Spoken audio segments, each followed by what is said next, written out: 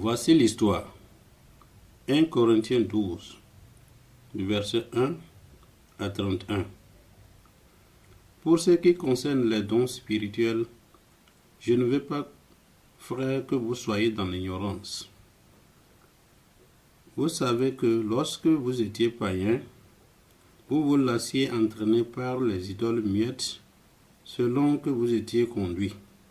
C'est pourquoi je vous déclare que nul, s'il parle de l'Esprit de Dieu, ne dit « Jésus est anathème » et que nul ne peut dire « Jésus est le Seigneur » si ce n'est pas par l'Esprit. Il y a diversité de dons, mais le même Esprit. Diversité de ministères, mais le même Seigneur.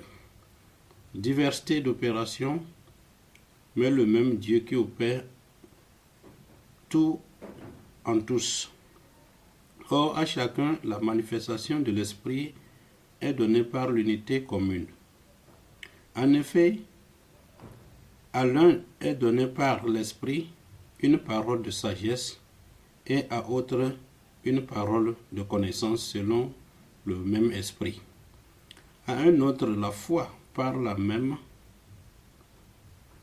connaissance de l'Esprit, à un autre le don de guérison par le même Esprit, à un autre le don d'opérer des miracles, à un autre la prophétie, à un autre le discernement des esprits, et à un autre la diversité des langues, et à un autre l'interprétation des langues.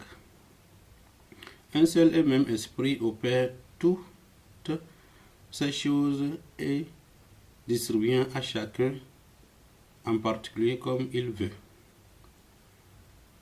Car comme le corps est un et a plusieurs membres, et comme tous les membres du corps, malgré leur nombre, ne forment qu'un seul corps, ainsi il en est en esprit de Christ.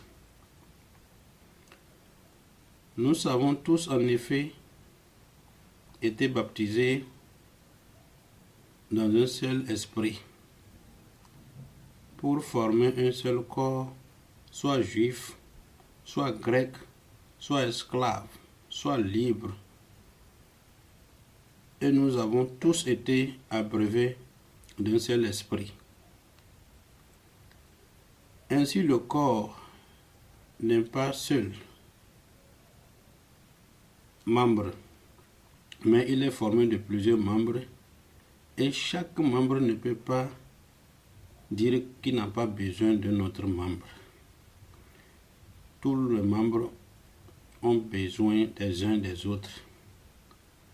Maintenant, Dieu a placé chacun des membres dans le corps comme il a voulu. Si tous étaient un seul membre, où serait le corps?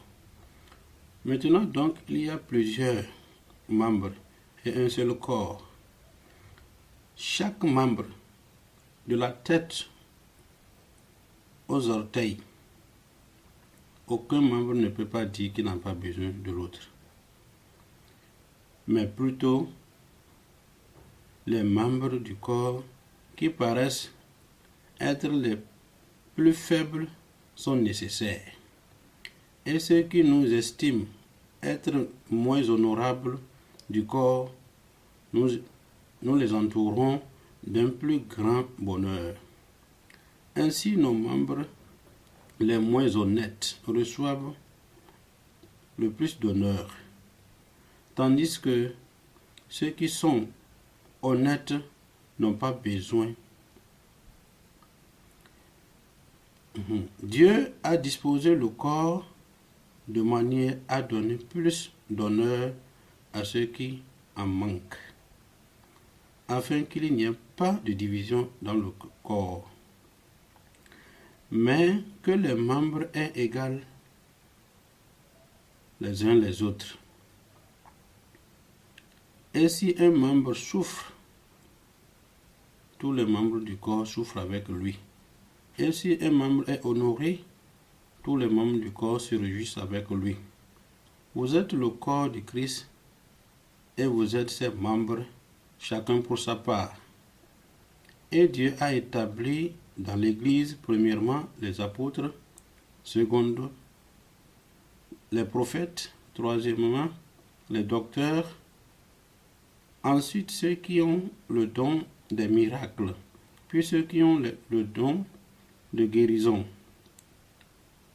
de secourir, de gouverner, de parler diverses langues. Tous sont-ils apôtres? Tous sont-ils prophètes?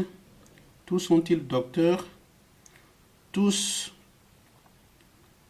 ont le don de miracle? Tous ont le don de guérir? Tous parlent-ils en langue? Tous interprètent-ils? Aspirez les dons les meilleurs et je vais encore vous montrer une voie par excellence. Fin de l'histoire.